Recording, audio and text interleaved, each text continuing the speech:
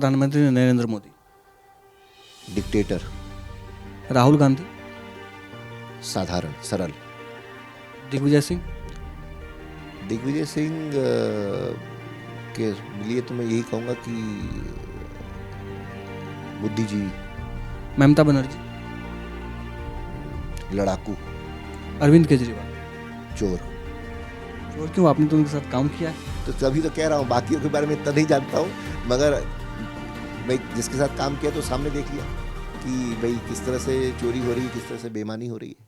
कांग्रेस जो है सो विपक्ष एक बहुत ही मजबूत विपक्ष है, तो क्या आपको नहीं लगता कि उस प्रेस कॉन्फ्रेंस में जो बातें हुई, बहुत सारी बातें हुई, बहुत गंभीर आरोप बीजेपी पे लगे थे, बहुत सारे तथ्य निकल के आए, तो क्या कांग्रेस उस बात को दुनिया के सामने रखने में विफल नहीं हो गई? बात कहाँ से कहाँ चली गई? देखिए, ऐसा है कि कांग्रेस पार्टी हमेशा से बात जो है विपक्ष के रूप में रखने की कोशिश करती आई है, और राहुल जी और कांग्रेस पार्टी ने जितने भी नरेंद्र मोदी सरकार के इस तरह के कदम रहे हों, आपको याद होगा, चाहे वो नोटबंदी की बात हो, चाहे वो जीएसटी लागू करने की बात हो, चाहे वो सीएए एनआरसी की बात हो, चाहे ये लॉकडाउन की बात हो, चाहे हमारे जितने ये माइग्रेंट वर्कर जिनका पलायन हुआ लॉकडाउन के समय उसकी बात हो, चाहे किसानों की बात हो, हर मुद्दे पे देश को जागरूक करने की कोशिश करी और सही रास्ता बताने की कोशिश करी। आपको ध्यान होगा, कोरोना के समय जब मोदी जी हाउडी ट्रम्प और अहमदाबाद में लंबा चौड़ा ट्रम्प सरकार का कार्यक्रम कर रहे थे, उस समय भी राहुल जी ने ये बात रखी कि आप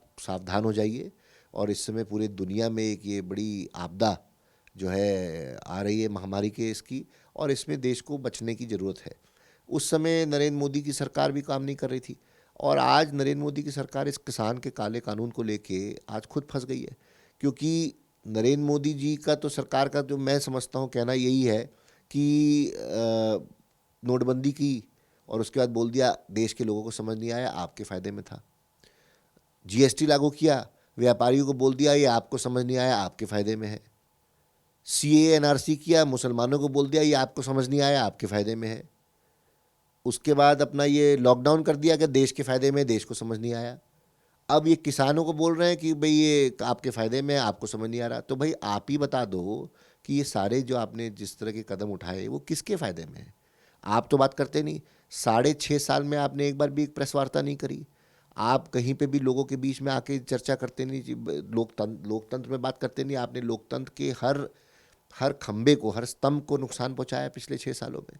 तो मैं समझता हूं कि ये राजनीति देश देख रहा है, और आने वाले समय में राहुल जी की बातों को जिस तरह से लोग देख रहे हैं, मान रहे हैं, मैं समझता हूं बहुत ही तेज़ी से मजबूत विपक्ष के रूप में कांग्रेस जिस तरह से चल रही है, 2024 में इसका जवाब देश की जनता जरूर देगी।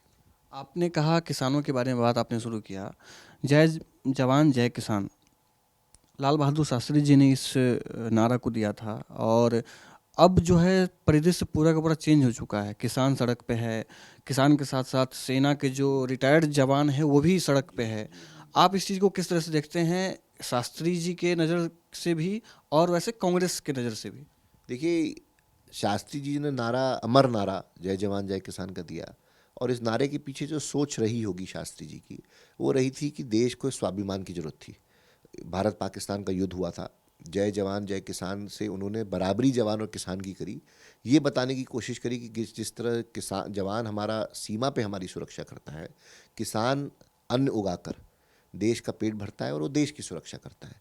तो जवान और किसान का दोनों को बराबरी का स्वाभिमान मिलना चाहिए, और दोनों को उसी तरह से प्रोत्साहित किया। आज नरेंद्र मोदी की सरकार इन काले कानूनों के माध्यम से मैं समझता हूँ उस नारे को मर जवान मर किसान कर दिया है, और ये बड़ा दुख होता है, क्योंकि आज वही जवान और किसान, क्योंकि आप पंजाब की बात करें, राजस्थान की, हरियाणा की बात करें, हर परिवार के, हर किसान परिवार के घर से कोई ना कोई सेना में भी है। तो हर कोई वहाँ पे सब जवान जवान भी वहाँ पे सेना पे लड़ रहे हैं, उन्हीं के परिवार के लोग अन्न उगा रहे हैं, पेट भर रहे हैं, और आज उन्हीं को आपने एक दूसरे के खिलाफ खड़ा कर दिया ऐसे कानून को लेके, जिसके आपने जिन लोगों के लिए वो कानून बनाया उनसे चर्चा तक नहीं करी। तो ये तो मैं समझता हूँ पूरी तरह से शास्त्री जी का तो अपमान है ही। देश में किसानों ने जो अपनी योगदान दिया पिछले 70 वर्षों में, हरित क्रांति की जो बात करी, जिस तरह से देश को एक तरह से अनाज में इंडिपेंडेंट, सेल्फ रिलायंट बनाया, आत्मनिर्भर बनाया, उसकी बात करी, उसको खोखला करने वाला काम है। और चंद पूंजीपतियों के नाम पर ये देश के किसानों को बेचना चाहते हैं। जब आप भारतीय राजनीति में आए थे तब आप एक बहुत ही अच्छे पद पर थे और बहुत अच्छा पैसा कमा रहे थे। एक लहर आई जिसमें आप आंदोलन में कूद पड़े और एक राजनीति में आ गए। उस वक्त आपके दिमाग में क्या था, और अब जब पूरा का पूरा एक सिनेरियो बदल चुका है भारतीय राजनीति और दिल्ली की राजनीति भी, इसमें आप पार्टी इधर से उधर आना, ये कैसा रहा आपका पूरा? देखिए, ऐसा है कि मैं तो नौकरी करता था, राजनीति में तो था नहीं। एप्पल कंपनी है, उसका मैं सीईओ था। और बहुत हजारों लोगों की तरह मैंने भी उस समय जो अन्ना आंदोलन में जो अ, एक एक भूमिका बनाई भ्रष्टाचार के खिलाफ, उस सोच से मैं भी जुड़ा। और उस सोच से जुड़ के सोच के कि शायद राजनीति में कोई सफाई का बदलाव आ रहा है, वो सोच के मैंने भी अरविंद केजरीवाल और आम आदमी पार्टी ज्वाइन करी।